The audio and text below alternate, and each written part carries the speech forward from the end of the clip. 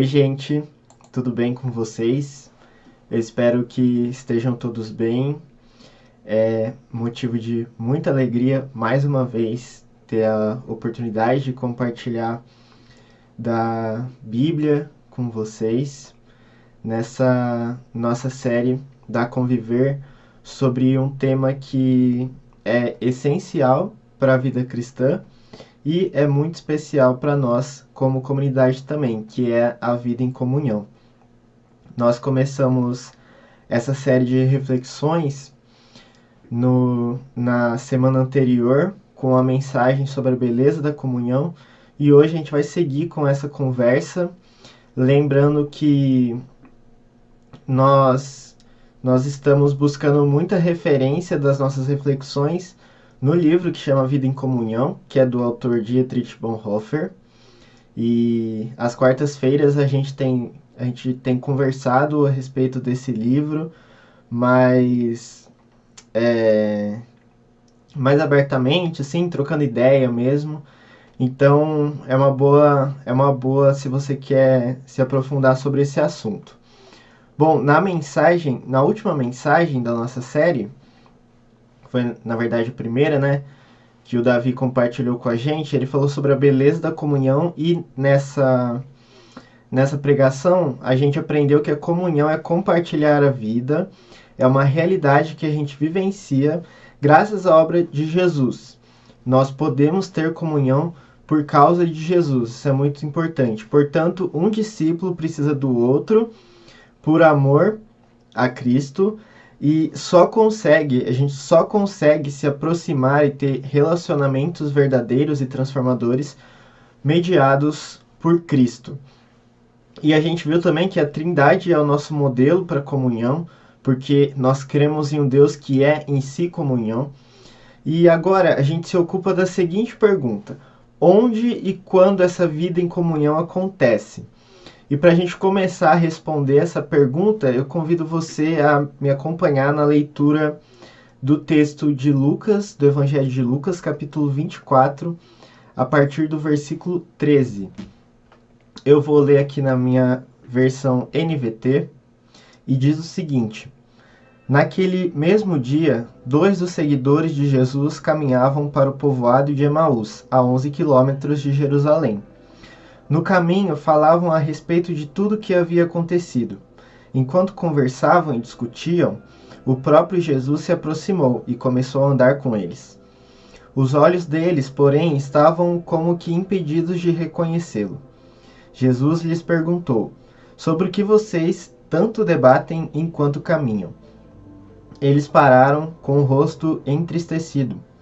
Então um deles, chamado Cleopas, respondeu: você deve ser a única pessoa em Jerusalém que não sabe das coisas que aconteceram lá nos últimos dias. Que coisas? Perguntou Jesus.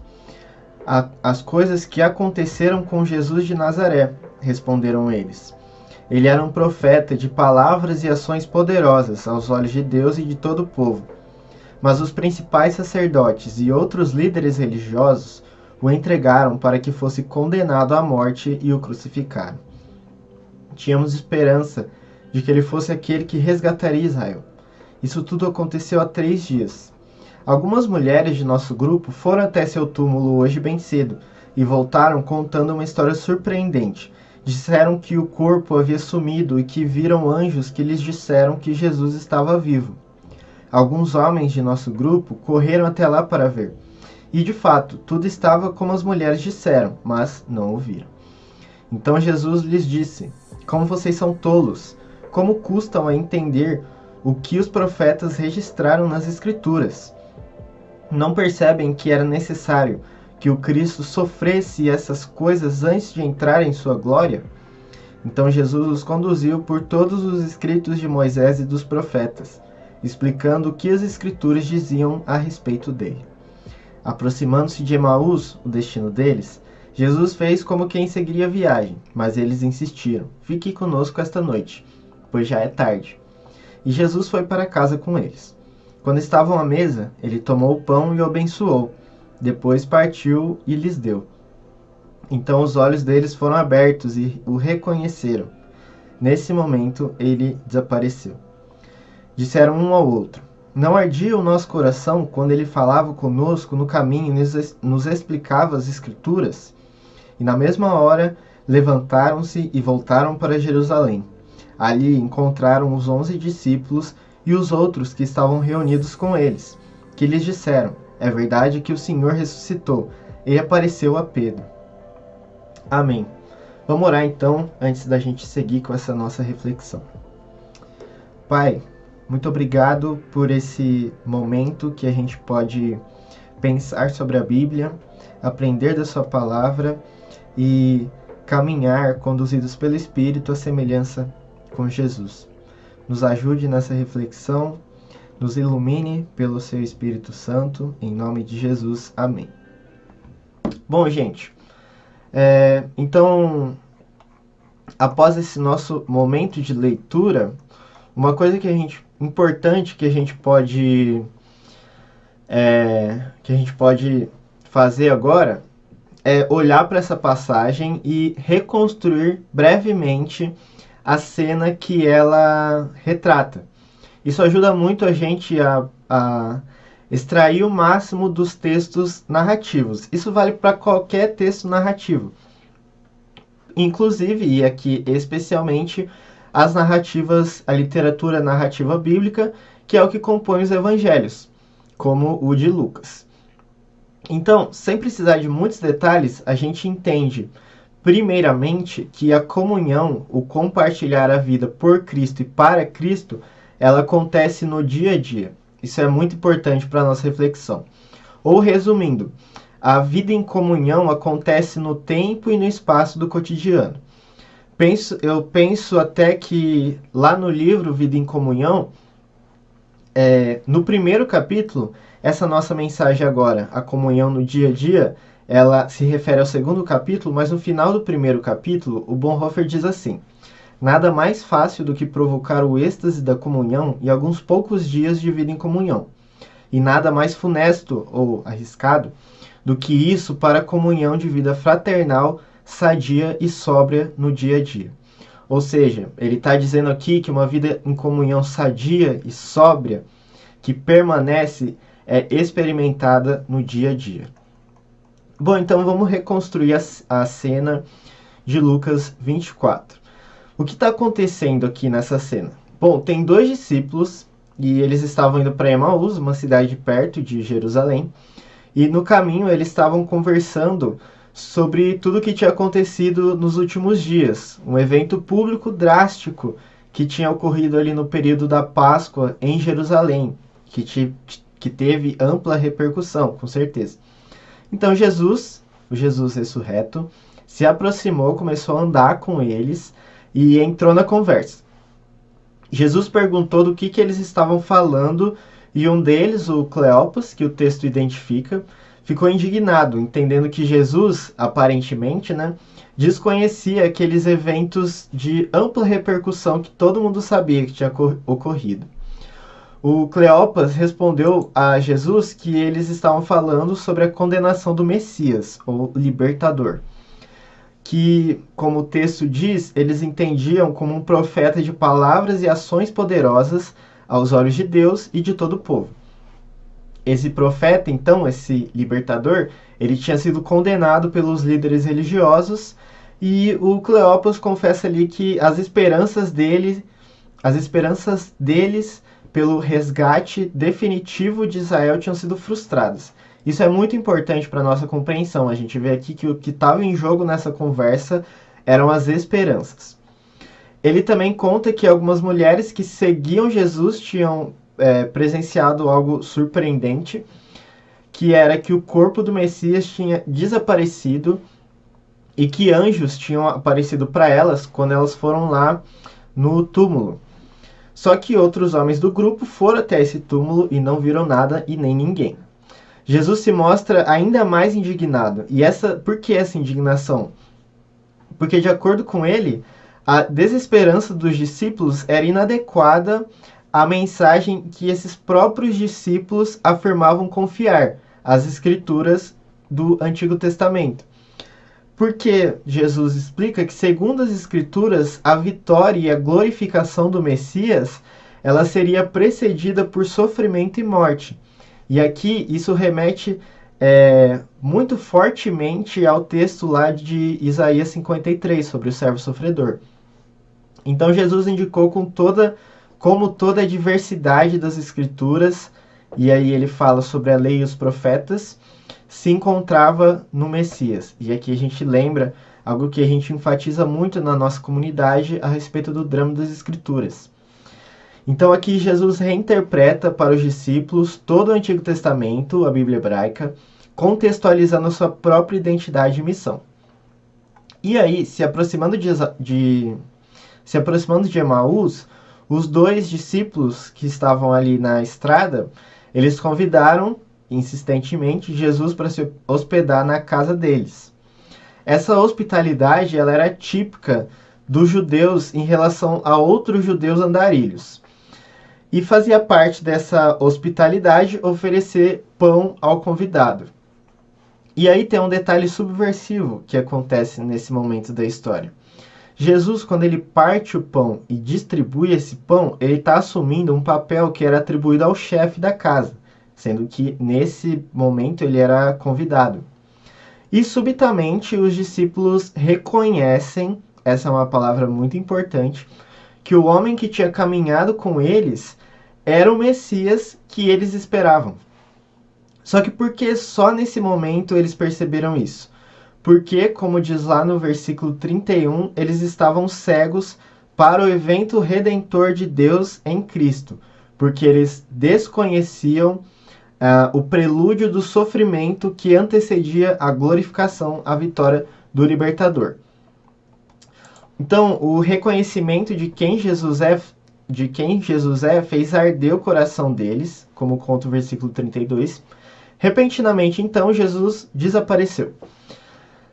Mas a palavra dele, o que ele revelou, permaneceu na conversa daqueles discípulos, permaneceu à mesa, e então eles foram motivados a irem e contarem a respeito do que eles tinham experimentado.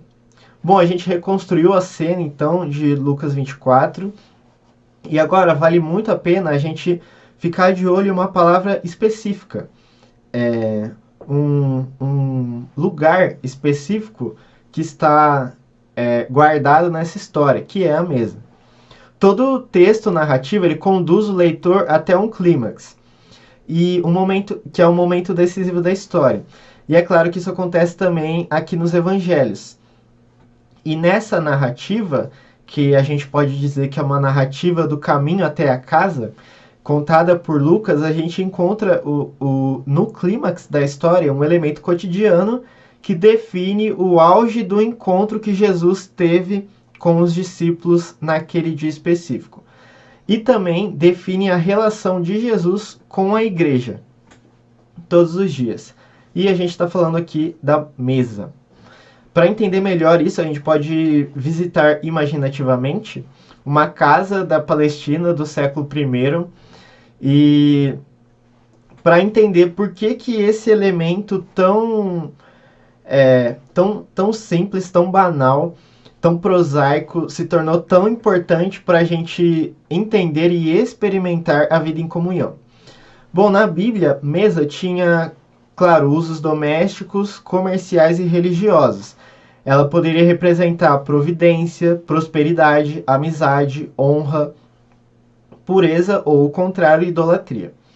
Só no Novo Testamento que a mesa virou um espaço comum, ou seja, com restrições socioculturais menos acentuadas. No Antigo Testamento fica mais evidente que as pessoas que se sentavam à mesa, por exemplo, a mesa do rei, elas eram privilegiadas.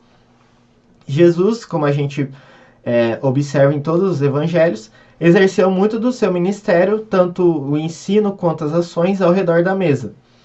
E ele foi criticado, inclusive, pelos fariseus por comer com os coletores de impostos, os pecadores, que, ou seja, eram habitualmente vistos como pessoas indignas de refeições à mesa e da companhia de pessoas consideradas boas. A partir do ensino de Jesus, O ato de servir à mesa, literal e metaforicamente, se tornou uma característica cristã. Lucas 22 aponta bastante isso para a gente. Assim, a mesa assumiu o significado de comunhão autêntica, concentrando em um utensílio e uma prática e momento cotidiano o sentido de comunhão, que a gente viu na mensagem anterior sobre a beleza e o significado da comunhão. Pensando nisso, lá no livro Vida em Comunhão, o Bonhoeffer ele diz pra gente assim que a Bíblia fala de 3 tipos de comunhão de mesa que Jesus teve com os seus: da comunhão de mesa diária, da comunhão de mesa na Santa Ceia e da comunhão de mesa última no reino de Deus. Então, em primeiro lugar, o que a gente aprende pensando sobre a realidade da comunhão da mesa diária é que os lugares e momentos do dia a dia são significativos para a nossa espiritualidade e comunidade. A gente perde muito facilmente a sensibilidade para a companhia de Jesus, que anda conosco no caminho diário. Assim como os discípulos da história de Lucas, nós boa parte do tempo nos mantemos cegos para a presença de Jesus, nos acompanhando no dia a dia. Como se Deus não tivesse nada a ver com o que acontece nas coisas do nosso dia. Só que na Bíblia a gente aprende que o dia a dia é importante porque Deus é Senhor dos dias e Ele é um Deus ativo e presente nos dias. E é nos dias que Ele nos encontra, nos redime, transforma a nossa identidade entre as coisas que acontecem nas particularidades do dia. Portanto, a mesa ou a comunhão é momento e lugar para o reconhecimento da atividade de Deus no nosso dia a dia. Porque na comunidade o Espírito renova os nossos corações e mentes para a gente desvendar os significados escondidos entre os desafios e oportunidades que a gente enfrenta no cotidiano, nas nossas semanas.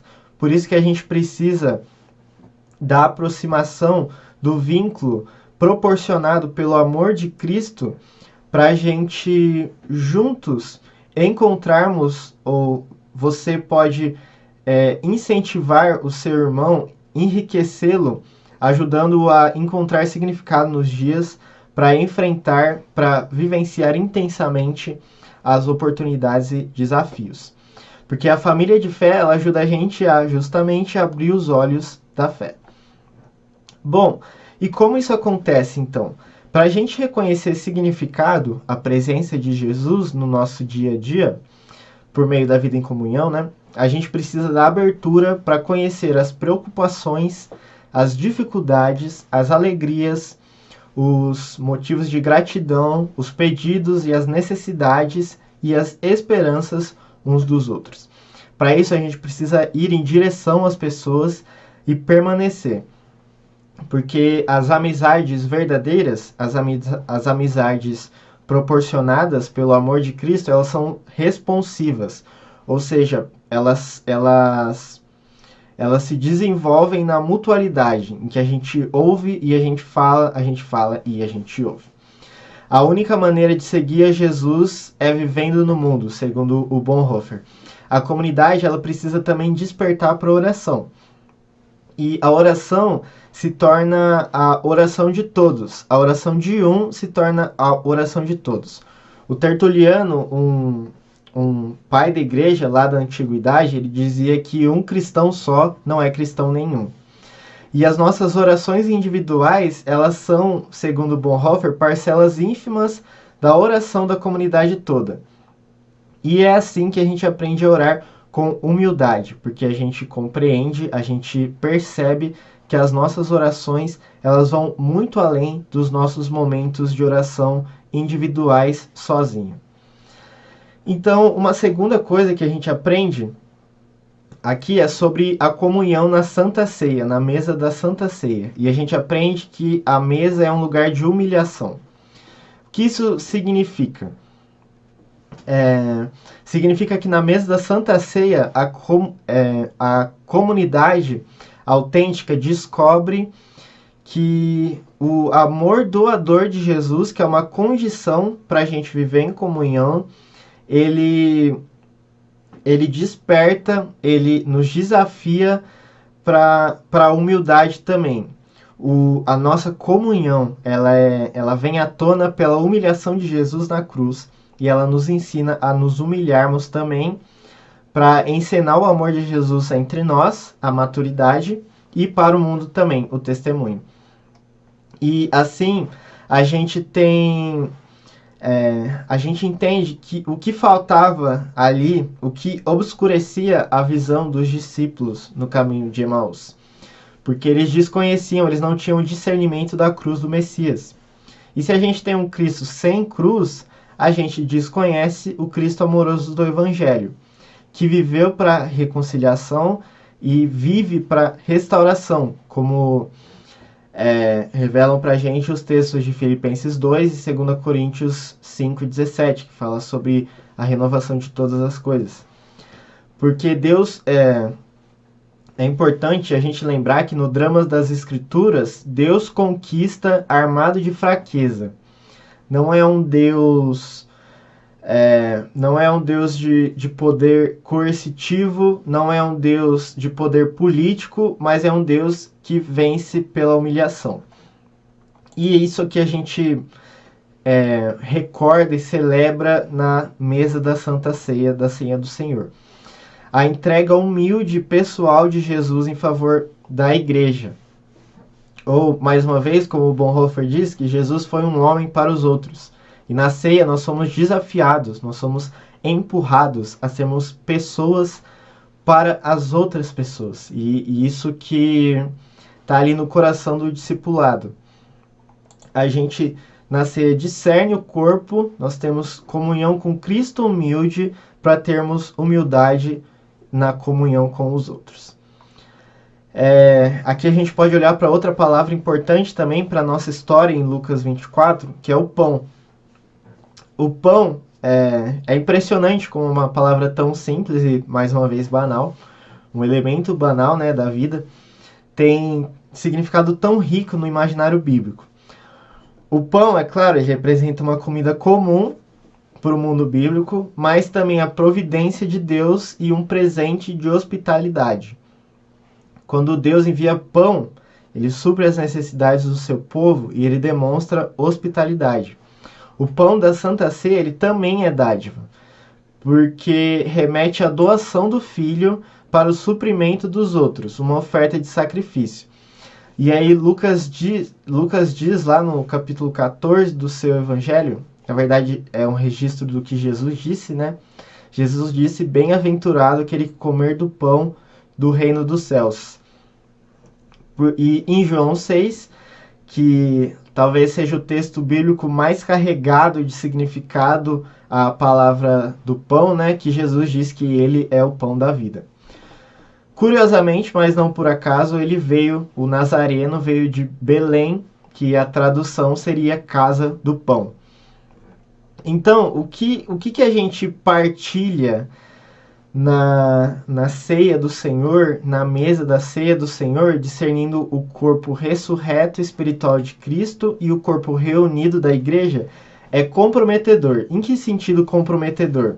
Porque essa experiência da mesa nos atrai para o compromisso mútuo.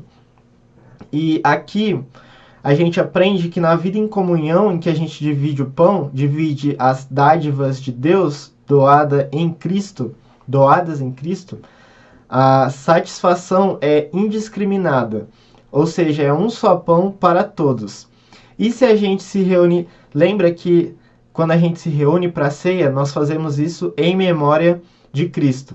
E se a gente se reúne à mesa para lembrar o amor de Jesus, mas as muitas pobrezas que estão ao nosso redor, sejam elas financeiras, emocionais, relacionais, persistem, significa que a gente está com um problema de memória. E o nosso coração está com um problema também. Só que nessa mesma mesa a gente encontra perdão e redirecionamento para o nosso amor. E por último, a gente aprende que a mesa é um lugar de esperança. Porque É na mesa que a gente tem uma antecipação do grande banquete do reino de Deus. Então, na mesa, como comunidade, a gente compartilha da alegria que nos acompanha, a alegria da nova vida que nos aguarda, né? E compartilha também a convicção da esperança prometida para o que está por vir. A gente antecipa na mesa a plenitude do reino de Deus. E a gente entende, olhando para a Bíblia, né, que o fim de todas as coisas, que na verdade será o recomeço definitivo de todas as coisas, que nesse ponto decisivo da história, o reino de Deus, do governo de Cristo, invade de uma vez por todas, o céu invade de uma vez por todas a terra.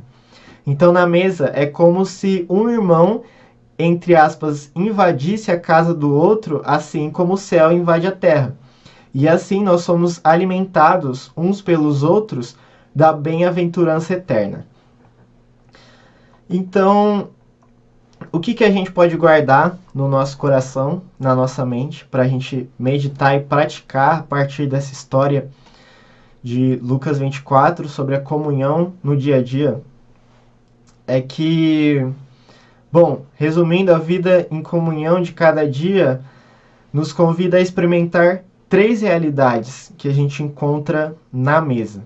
O significado diário, que Cristo está presente nos nossos dias, a humilhação diária, que Cristo doou a si mesmo por amor à igreja e pelo mundo, e a esperança diária, de que um dia o céu, de uma vez por todas, invadirá a terra, restaurando a plenitude de todas as coisas. E qual a nossa atitude em relação a isso, para a gente refletir e praticar? Bom, é a gratidão. Porque a gratidão, ela deve ser a nossa primeira e a nossa última reação quando a gente se encontra à mesa. E é essa gratidão que abre o nosso coração e move o nosso coração em direção ao outro. Porque são os pequenos encontros que acontecem à mesa que são pequenos encontros com grande repercussão. E nesses encontros, e é na mesa que a gente deve reconhecer, que a gente deve abrir nossos olhos, ou, na verdade, que a gente tem a graça de ter os olhos abertos pelos irmãos para Jesus, para compartilhar do amor, da humildade que a gente encontra em Cristo. Então a gente pode orar agora para que essa história de Lucas, que Lucas conta, fique guardada no nosso coração, mude a nossa forma de pensar e de agir. Vamos orar então. Pai, muito obrigado por ser um Deus que se revela, que intervém nos nossos dias, por ser um Deus que se relaciona conosco, que nos convida para a sua mesa. Obrigado por Jesus que se doou amorosamente, que nos dá a graça de amar e nos desafia a amar como Ele. Que o que a gente ouviu aqui da sua palavra transforme o nosso coração e assim todo o nosso modo de agir, o nosso estilo de vida, para que a gente desfrute dessa comunhão autêntica que a gente tanto valoriza, que nós tanto precisamos e buscamos nesses dias. Em nome de Jesus, amém. Bom, gente, espero que essa reflexão tenha sido enriquecedora e a gente segue como igreja pensando sobre a vida em comunhão e praticando entre a gente essa vida em comunhão também.